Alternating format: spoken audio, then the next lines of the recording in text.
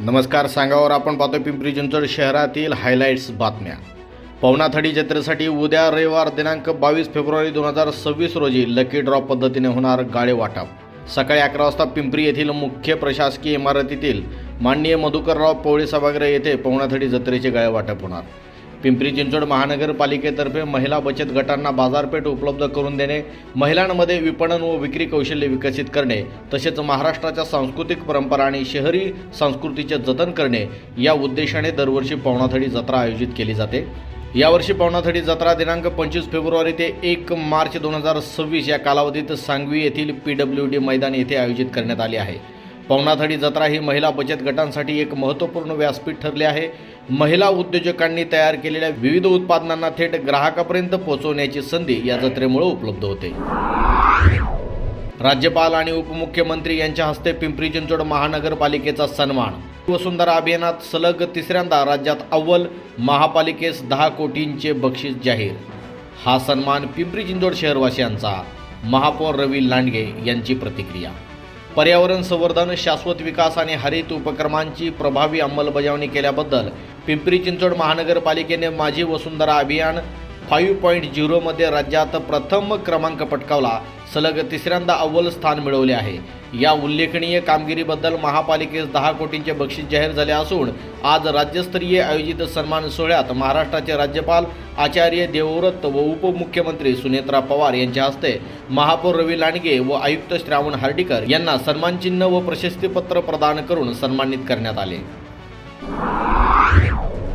शिवचरित्रातून व्यवस्थापन, दूरदृष्टी आणि संकटांना सामोरे जाण्याचा संदेश. डॉक्टर विजय तनपुरे. छत्रपती शिवाजी महाराज यांच्या प्रत्येक मोहिमेत उत्कृष्ट व्यवस्थापन कौशल्याचे दर्शन घडते.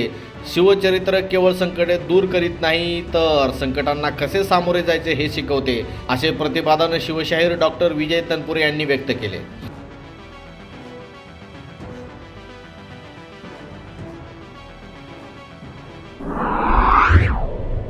NHAI व पिंपरी चिंचवड महानगरपालिका अधिकाऱ्यांची संयुक्त बैठक. पिंपरी चिंचवड शहरातील प्रलंबित पायाभूत विकास कामांना गती देण्यासाठी भारतीय राष्ट्रीय महामार्ग प्राधिकरण अर्थात NHAI आणि पिंपरी चिंचवड महानगरपालिकेच्या वरिष्ठ अधिकाऱ्यांची संयुक्त बैठक झाली. यावेळी महामार्ग व लगतच्या सर्वच रस्त्यांबाबत नागरिकांना भेडसावणाऱ्या अडचणींच्या पार्श्वभूमीवर अनेक महत्त्वाच्या विषयांवर सविस्तर चर्चा करण्यात आल्याची माहिती आमदार शंकर जगताप यांनी त्यांच्या सोशल प्रोफाईलवर पोस्ट केली. पिंपरी चिंचवडमध्ये अजित सृष्टी उभारणीला मंजुरी.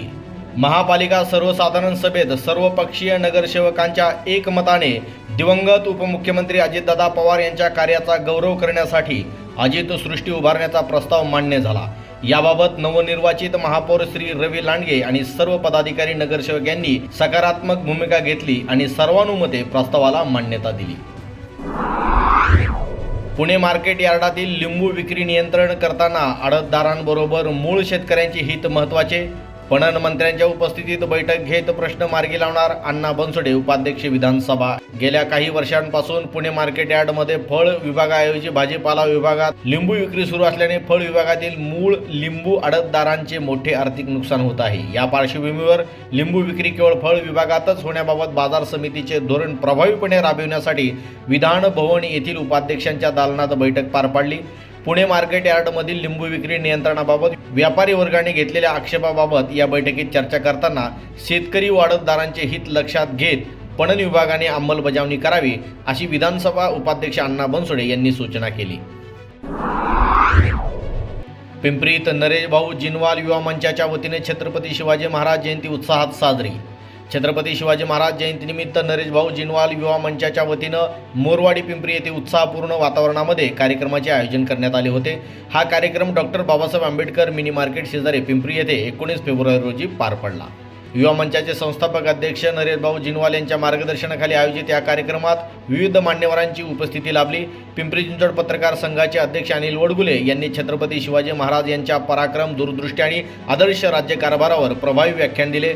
तसेच पिंपरी चिंचवड डिजिटल मीडियाचे अध्यक्ष विनय सोनवणे यांनी छत्रपती शिवाजी महाराज व डॉक्टर बाबासाहेब आंबेडकर यांच्या सामाजिक व शैक्षणिक कार्यावर मार्गदर्शन केले.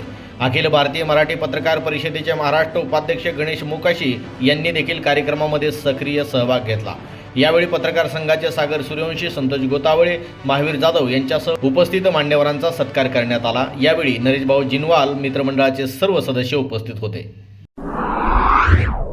महापालिकेच्या एकूण 105 शाळांमध्ये डेटा ऑपरेटर नसल्याने कामकाज ठप्प। पहिल्याच सर्वसाधारण सभेत नगरसेविका योगिता बारणे आक्रमक। डेटा ऑपरेटर पद रिक्त असल्याने गेल्या अनेक महिन्यांपासून परिस्थिती जैसे थे आहे। प्रभाग क्रमांक 23 मधील राष्ट्रवादीच्या नगरसेविका योगिता महेश बारणे यांनी पिंपरी चिंचवड महानगरपालिकेच्या सर्वसाधारण सभेत प्रश्न मांडला। शहरातील भटक्या कुत्र्यांचा योग्य तो बंदोबस्त करावा म्हणून पिंपरी चिंचवड महानगरपालिकेच्या पहिल्याच सर्वसाधारण सभेत विरोधकांनी सत्ताधाऱ्यांना धारेवर धरले। शहरातील वाढलेल्या भटक्या कुत्र्यांनी अनेक लोकांना चावा घेतला आहे। शाळेच्या परिसरात भटक्या कुत्र्यांचा सर्रास वावर आहे। लहान मुलांवर धावून कुत्र्यांनी हल्ला केल्याच्या घटना घडत आहेत। वाहनांच्या पाठीमागे लागून अपघात घडत आहेत। याचे गांभीर्य लक्षात घेऊन भटक्या कुत्र्यांचा बंदोबस्त पिंपरी चिंचवड महानगरपालिकेच्या प्रशासनाने करावा अशी मागणी जोर धरत आहे। वायसीएम रुग्णालयातील सुरक्षा व्यवस्थेवर प्रश्नचिन्ह, तातडीने उपाययोजना करण्याची विरोधी पक्षनेते भाऊसाहेब भोईर यांची मागणी। पिंपरी चिंचवड शहराला होणारा प्रदूषित पाणीपुरवठा, मोकाट श्वानांची दहशत, शासकीय राजवटीत झालेला चुकीचा कारभार अशा विविध प्रश्नांवरून भाऊसाहेब भोईर यांच्यासह शिवसेना गटनेते विश्वजित बारणे यांनी पहिल्याच सर्वसाधारण सभेत महापालिका शासन आणि प्रशासनाला घेरले। विश्वजित यांनी पहिलेच केलेले भाषण इंग्रजीमध्ये असल्यामुळे सर्वांचे लक्ष वेधून घेणारे ठरले। या होत्या पिंपरी चिंचवड शहरातील महत्त्वाच्या बातम्यांपैकी हायलाइट्स बातम्या। समाजातील विविध घडामोडी जाणून घेण्यासाठी सबस्क्राईब करा सांगावा, पाहत रहा सांगावा।